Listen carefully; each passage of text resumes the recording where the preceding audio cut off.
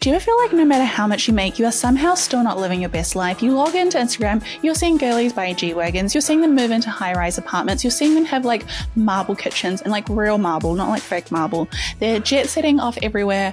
And you are sitting there going, wait, I am educated, I work hard, I study, I am doing everything right that I was taught. Like, why is that not my life? And I need you to know that that is not your fault. You are smart, but no one has taught you how to manage your money properly because we just do not get taught this at school. However, within the next week, we are going to completely change the game. Everything you need to know, I'm going to teach you in this episode.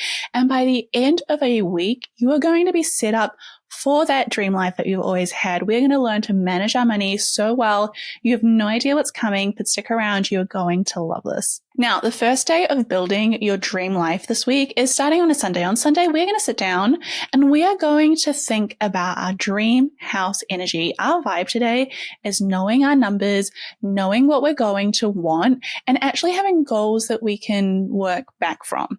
So we're going to take some inventory. We're going to sit down and figure out exactly what it is that is in our life so that we can know how to improve it. Because if you know exactly where you need to go, things are going to be a little bit easier. It's like saying, I really, really, really want to buy a home, but I don't really know how much my dream home is. So I hope I become really rich and figure it out. It doesn't work that way. So we're going to get our pen and paper. We're going to sit down, and on Sunday, we're going to take some notes. The first thing we're going to figure out is all the assets that we own. I want you to write down everything you have, your car, any investments, any property. If those things aren't in your radar yet, any jewelry that you have that is of value, gold, even artwork, things that you can say, hey, if I can sell these for cash, how much cash would I have? Then on the other side, you're going to put in all your debts, all the things that you owe money for. So do you owe some money to your parents? Do you have credit card loans? Do you have buy now, pay later loans? Do you have mortgages? A lot of us will have student loans. And so we're going to put this all together, our assets, all the things that we have that we can sell for money or make money, and our debts, all the things that we owe that usually have interest rates with them.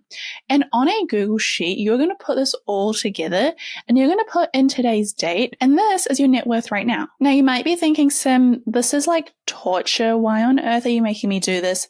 I don't really see the benefit of like understanding, like, yeah, okay, I don't have a lot of money. Great. Now I see it on paper. Thanks. But I need you to know that like there is some science behind this. And Charles Schwab did a 2023 survey and found that tracking your money actually doubles your confidence in your financial future. If you are tracking your money, you are going, okay, I actually know what I can work towards. And I'm moving away from this place in my life where I think I kind of have like a rough idea to like, okay, these are the numbers. This is exactly what I need to do. Like this is where I'm at. And in a way, it's almost freeing when you know exactly what you need to achieve because you're like, this is where I'm starting from. This is where I need to go. It's like being a little bit more clear and saying, this is how much money I have. And now I need to figure out how much money I want to have. And that's where that next step comes in on Sunday. We are going to build our dream life blueprint. And so what that means is I need you to sit down and imagine your dream life. What does your rich life look like to you? Because it's going to be different for different people. Like I have no interest in owning a very, very, very large home. Like I don't need a 6-bedroom, 6-bathroom home if it's just like myself and like a husband, like that's maybe like a 2-3-bedroom home is actually enough. And if we like have kids or like, I don't know, my parents move in, then we can have a bigger home. But right now, small home is enough. So you need to think about what is your dream house? I want a nice house. I want like a beautiful home, but it doesn't have to be like a castle. And so you're going to write down like, I want to buy a really nice house on a beach and it needs to be 3 bedrooms and this is the suburb I want to buy in. Like I need you to be super specific. I don't want like a nice big house. Like where is it? What does it look like? Because we're going to figure out how much that house costs. And then I want you to think about like, okay, my dream like car is a Porsche. I'd love a Porsche 911, pink, of course. It has to be convertible. Because we have real numbers, we're going to be able to look things up and go, well, actually, how much does this kind of car cost? And then you go, I want to have like X amount of holidays. So I want like 4 holidays a year. I'm going to go crazy. I'm a big holiday person. Or someone else might go, I don't really want to travel, but I want to be able to like take time off and go hiking all the time. So you need to price out exactly what these things are. And then we're going to work backwards and figure out exactly how much this dream life is going to cost us. Like, is this something that with a mortgage to own that house, the payment of the car, the like travel, like what does that kind of life look like? Is that a life that you can live in like with $100K a year? Probably not. Maybe it's $200,000 a year. Maybe it's $300,000 a year. Maybe your dream life is going to cost you $500,000 a year because you want to live in like the best house in Beverly Hills and you want to go to Rodeo Drive. Like, that is okay. That is your dream. I am here for it, but you need to know how much that life is going to cost. And so if you figure out, okay, my dream life is probably going to cost me about $200,000 a year, but right now I'm making $100,000 a year, there's going to be a few things that you have to do. You either have to cut back on your expenses to save, that's not going to get you there, or you're going to have to start earning more money to narrow that gap between your salary and the salary you need to make your dream life. And so what we're going to do is we're going to spend less than we earn and we're going to invest the difference. But at least now on Sunday, we know exactly how much we have. We know how much we're worth, not like our personal worth, but our net worth. Huge difference. Remember that. And then we're going to figure out, well, okay, I need to make like $200,000 a year. I'm making $100,000 a year. This is my difference. This is how I am going to get to that dream life. So now it is the second day. It is Monday, day 2 of our week life change. And we're going to lay the foundations because there is no point building a house if the foundations are crappy. There is no point building something on like, I guess, a house of cards, because if you have all these other financial systems set up in your life, but the actual floor that it is built on is super shaky. Do you know when you hear about stories of like so-and-so was so wealthy and they had it all and then they just lost it all? The reason why is obviously like a lot of reasons, but one of the main reasons is they don't have a good foundation. And so they earn more, they spend more, they earn more, they spend more. But if someone loses their job or the economy crashes or something really disastrous happens, they didn't have that like safety net, emergency fund. They didn't get rid of their debt. They were over leveraged. And so they have to sadly sell off a lot of what they have. And it's very devastating. And it feels quite embarrassing in a way. Because imagine like, you know, hanging out with all your rich, wealthy friends and you're going on holiday and then they're like, oh, we can't go anywhere. Like we don't have anything to, like we've had to sell it all. And so what we're going to do to lay our foundations today is the first thing we're going to do is we're going to tackle our debt. There's 2 ways to figuring out how to pay off debt, and we all have often some sort of debt, unless you've been very privileged and you've had, you know, really helpful parents that have, you know, paid it off or helped you out with your mortgages, your student loans. But most of us have some kind of debt.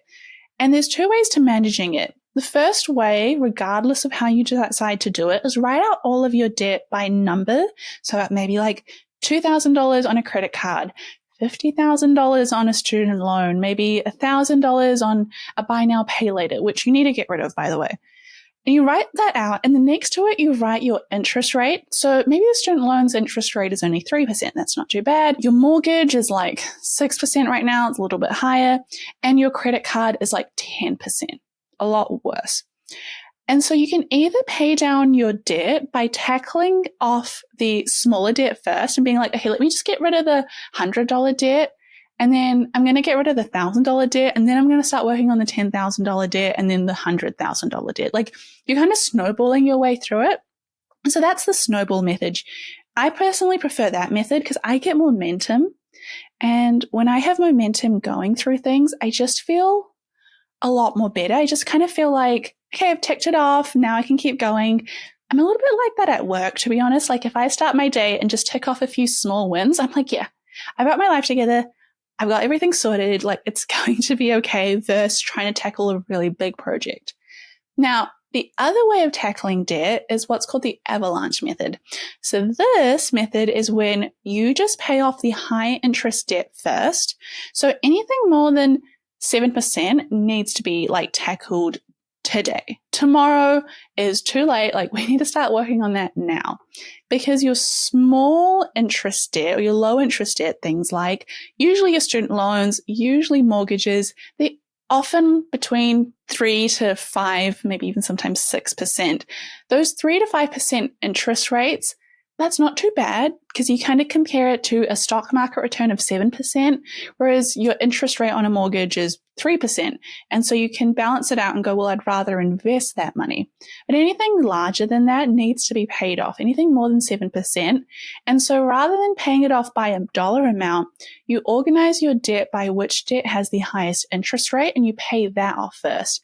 And then you get to the debt that has the second highest interest rate and you pay that off. And that's the avalanche method. And that technically saves you a lot more money, because if you're attacking the debt that has the highest interest rate, you are spending a lot more time getting rid of the thing that is occurring more fees. So that's another way of doing it, but I think it takes a lot more discipline, and it's probably not the kind of discipline that I personally have. The next thing that we're going to do for this foundation is we're going to set up an emergency fund. So think of this as 3 to 6 months of your living expenses. If you are a business owner, I often like to say 6 months at minimum. And even just putting like a couple of $100 away every single month into the savings account is going to be so helpful, because like 57% of people cannot cover $1,000 emergency. That is aggressively scary. And that's in countries where people earn a lot of money.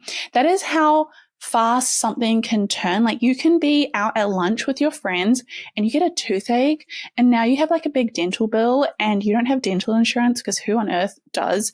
And you now suddenly have like this really, really high racked up amount of debt that you have to pay off, medical debt, or you're, driving your car and someone accidentally crashes into you and they don't have insurance, and you only got third-party insurance on your car, and now you've got like all these things. Like, guys, I was like driving and I ran over a little like piece of wood on the road. I tried to avoid it, but I ran over it and my car tire went flat, and I was like, that's fine. Like, I'll just, pop in a spare tire in the back. And I realized I didn't have a spare tire in the back, and I have an electric vehicle. And it turns out electric vehicles have very expensive tires because the vehicles themselves are quite heavy. And then on top of that, the people like at the vehicle tire shop, they were like, oh, well, if you replace one tire, you have to replace the other back tire because you need to balance it out. I was like, okay, that's fine. How much is one tire? They said $600. Like, suddenly I had to pay $1,200 on tires, and I was not expecting to. And that was just like a good reminder of why I have an emergency fund, because you just do not know when things are going to go south. And so being able to say, okay, this is not ideal, but if I lost my job, I'm going to be okay. I'm going to be covered. I can still pay off everything because I don't have these large amounts of debt that are eating up my savings and eating up like any kind of growth I'm having. And so that is why on Monday, we are going to sort this out. We are going to make sure that we have a separate bank account. We're going to start auto investing into our emergency fund. $10, $20, $30. Just start now and start chipping away at that debt. You can call up like a debt consolidation company and be like, look, this is my plan. I'm going to pay it off. Like, let's just figure something out. But if you keep your head in the sand, then there is no way that you can continue on the rest of the week and create a solid investment foundation for like success. We have to tackle the stuff first. And so we've done our Sunday, we've done our Monday, and now let's get into what we're going to do on Tuesday. Now, Tuesday, for your 1 week of your financial glow up, the 1 week that you're going to figure everything out, is you're going to play a bit of a detective. You are going to audit your spending. And before you turn off this episode and like go watch something that sounds a lot more fun, I need you to understand, remember the end goal of this. We're not doing this because we're sadistic and we hate ourselves. We are doing this because we want that wealthy life. We want to have financial freedom. We want to be able to like go into a store and just like spend our card and not have to worry about anything. And that comes with auditing our spending. So what we're going to do on Tuesday is we're going to print out 2 months of our bank statements, and we're going to have 2 different colored highlighters. We're going to have one colored highlighter where we're going to highlight spending that we have done that does not align with our rich life vision. So for example, if you value things like, I really value saving up for a house, or I really value traveling, then anything that's showing like you're spending $400 a month on Uber Eats, but you're dreaming of going on holiday, like that is not quite aligning with your values. Whereas if you're like, no, Sim, I really, really value going out, spending money with my friends, I value eating out, like connections are important to me, then that's different. We're going to highlight those as things we do value. But you want to write down like 3 or 4 things that you value based on what you said earlier. Like, what is your dream life? It's buying that dream home. It's getting that dream car. It's going on your holidays. And so you have to kind of figure out, well, I'm going to highlight in green all the things that align with that dream life. And I'm going to highlight in a different color, like maybe pink or red or orange, all the things that aren't really aligning. And I need to be able to see for myself over the last 2 months, has my behaviors been in alignment with that dream life that I want? Or am I doing things that aren't leading me to that dream life? And I'm on Instagram looking at people with this dream life going, oh, I wish I had that, when I'm not really putting in the effort to organizing it myself.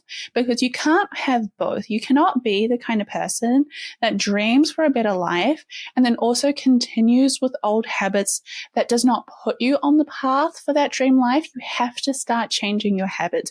You have to become the person that does the things that are hard now so that you can also be the person that has that soft life, that has that easy life later down the track. So we're going to do what's called creating a very simple burn rate budget. And a burn rate budget sounds a little bit confusing. You're like, Sim, what on earth does that mean? And if you're not in the startup space, it's a very jargon term, but burn rate basically is earnings minus spending, and it equals what is left over.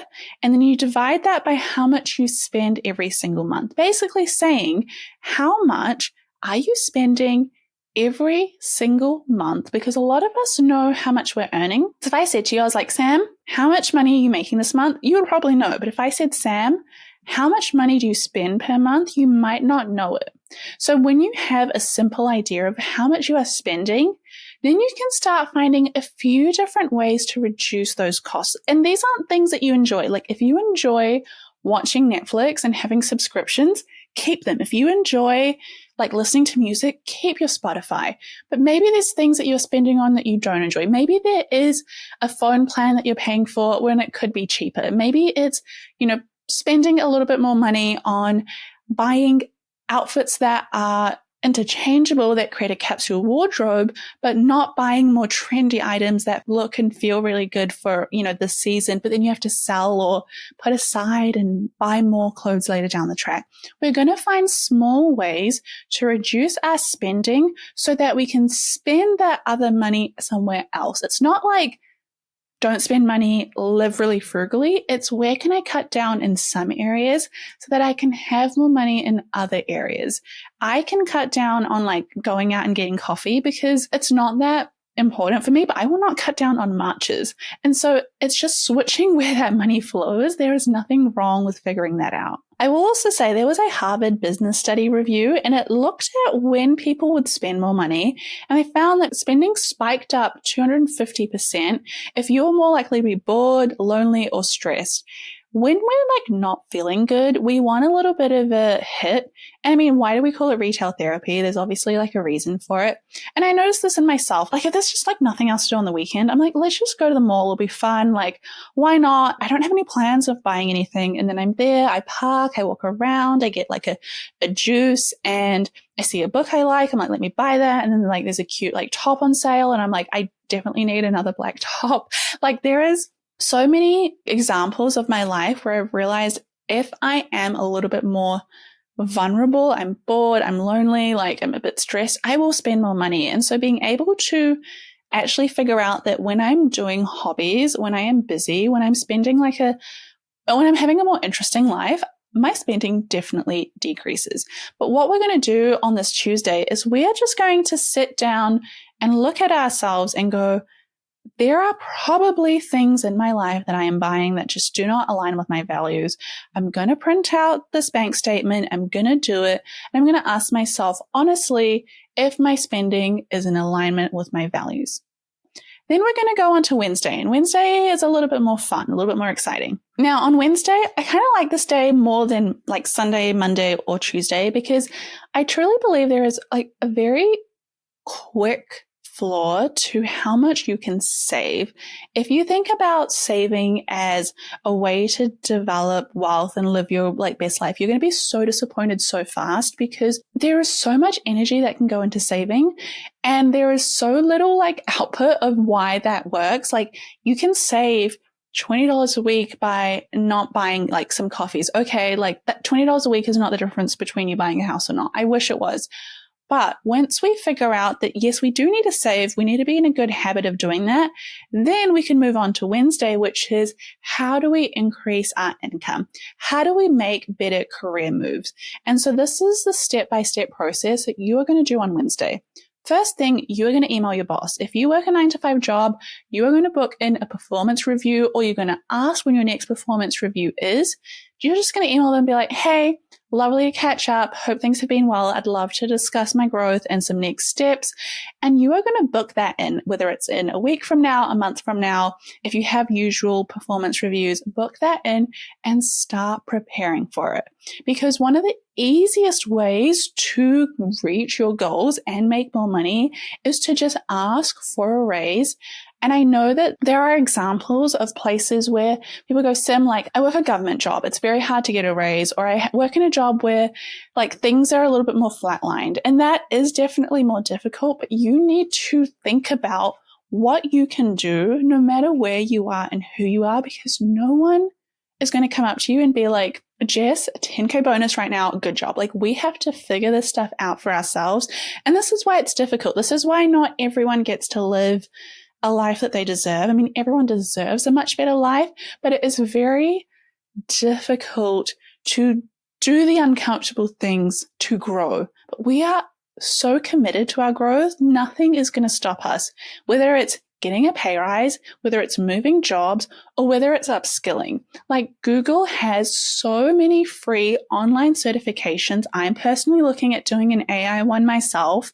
And when you upskill, when you go, hey, I want to get better at sales, I'm going to take a free Google sales course. I'm interested in like starting my own business. I'm going to take a business course. People that upskill were found to have a 15 to 30% salary jump. This was a 2023 skills report by LinkedIn.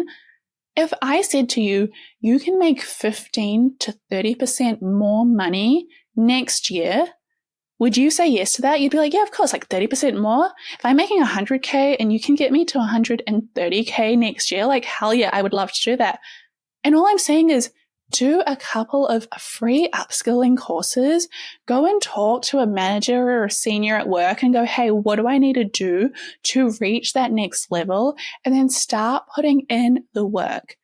If you're like, Sim, that is just not an option for me, I'm not really that interested in upskilling within my career, that is totally okay. There are other ways to make money outside of your job if you want, and we can also speak about that very quickly. You might decide that you are going to start a side hustle. And if you go back onto the YouTube and have a look at my top 10 side hustles that I did, I share all my numbers on like which ones I did, which ones I enjoyed, which ones I didn't. Pick a side hustle, and all you're going to do is focus 3 hours every single day on it. You are going to commit to that. And if you're like, Sim, like I'd love to, but I'm busy, I don't have 3 hours, then what's going to change? Like, I love you, but what's going to change?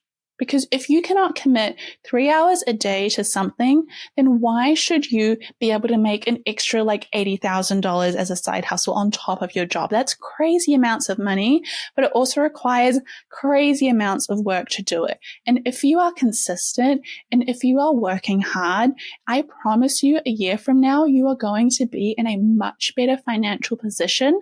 There is no overnight success. There is no like post one video and it goes viral and like life has change.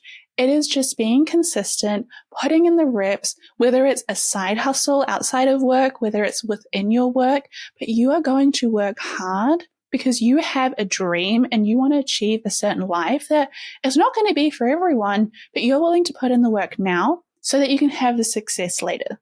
The other thing that we're going to do on Wednesday is we're going to buy back our time. Now, this is a lot easier if you've gone back and removed some of the spending that you've had. If you went back on Tuesday and cut out some expenses, if you have a couple of extra, let's say $50, $100 here and there, we're going to put that into automating our life expenses. So we are going to start not going to the grocery store. We still want to eat. But we're going to start using that extra money that we've saved and ordering our groceries online so that they get delivered to us. We are going to see if we can just hire someone to clean our house like once a month for like $80, $100, just like putting some money aside so that we don't have to deep clean all the time. You don't have to do your laundry if you can find a place where you drop it off and it's just a bit more expensive, but you are saving time because you are putting that energy into increasing your income.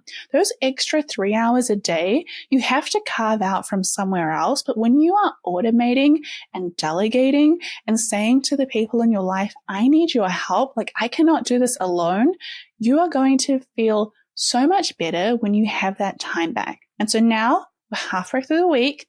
We have managed to figure out a budget. We know where we are. We know what our dream life looks like. We know how much it costs. We've saved and we have a plan to increase our income. So what's left? Let's go to Thursday. Now, Thursday is our wealth systems. Thursday is the day that we are setting up systems so that we don't have to worry, because there's a saying, what is it? It's like you don't fall to the level of your goals, you fall to the levels of your systems, something like that. But we're going to set up a few systems so that when you have your money come into your account every single week or every single month, it just goes into the right place and you're not thinking about it. In your day-to-day bank account, you're going to have a bills account, we're going to have a spending account, we're going to have a savings account, and we're going to have an investment account. We're going to have 4 accounts. And then what we're going to do is we're going to set up automatic transfers. So on payday, money moves into your main account, and then it's going to get split. Some of it's going to go into your fun account. Some of it's going to go into the savings account. Some of it is going to go into the investing account. And no matter what you do, make sure your investing and saving accounts are paid first. You're going to decide, hey, if I get $1,000, 200 of that is going to go into the savings or investing account. And then the money's going to go into the bills account. And whatever is left over, that is my spending account. That is my fun account. And if there is no money left over in that spending account or fun account that week, it's just tough. Like that is just what I have to deal with, because my goal is investing, my goal is saving, my goal is reaching that life. And if I want more spending money, I just have to find a way to make more income. People that automate their investments are 2 times more likely to hit their money goals. Fidelity found this in a 2022 study. If you're automating, you're not thinking about it. Your investments and savings are not based on feelings and choice. Your investments and savings are based on systems, so that if you are busy, sick, life happens, you're on holiday, it doesn't matter. You're always paying yourself first. Then we reach Friday. It is getting very close to the end of the week. We're a little bit tired. We're like, Sim, I just don't know if this is going to work. I really need something to feel better. And I'm here to tell you that this is very exciting. We are here to start investing, or we are here to improve our investing. We are going to open up an investment account. If you're in New Zealand, if you're in the UK, if you're in Australia, if you're in the US, just choose a popular brokerage in your country. There's very few that are terrible, and there's lots of very average to good ones. You cannot get it wrong. Just pick one. You're going to then pick a broad market index fund or exchange traded fund like the S&P 500 or the ASX 200 or the Nifty 50, the FTSE 100. Just choose an index fund. Anything that has low fees, that has long-term growth, that is a very great place to start. And you're going to automate between $50 to $200 a week. And that's all you have to do. Your money is now working for you. And if you think about it, even just putting $200 a week away in a broad market index fund that hopefully returns 7%, nothing's guaranteed, but 7% a year, that is $1 million in 30 years. Just according to basic investment calculations, that is a really great place to be. And that's only $200 a week. Imagine if you had a side hustle or you increase your income and you were investing even more money. How much faster could you make that $1 million?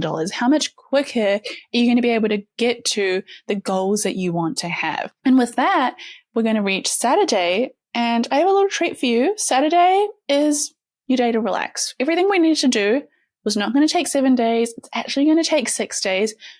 So you can go do whatever it is that you want today. You can go grab your matcha. You can go put on a cute outfit. You're going to go for a walk, and you are just going to allow yourself to appreciate that you just got your money together. You are so far ahead than most people your age just by doing this for 1 week, and you are now on the steps towards your dream life. And the best part is every single month you'll be able to see and calculate, like, oh my god, that net worth tracker that I started on like Sunday, I can actually see that I'm getting closer and closer and closer to my goal. I want to make $200,000 this year. That salary increase is getting me closer to that goal. That investing is getting me closer to that goal. And now you have a plan, an actual plan, and an actual path for your dream life. And I just need you to, one day when you reach that and you're driving in your Porsche to your mansion by the beach, I need you to like come back and tell me. And I am just going to be waiting. Like, I'm just going to be sitting here looking at the YouTube comments and waiting for you to come back in a few years' time and tell me that you did it, because it is absolutely possible. So with that, I hope you enjoyed the episode. Please let me know how you found it. You can always leave a comment below. I read all of them. And with that, I'll see you next week.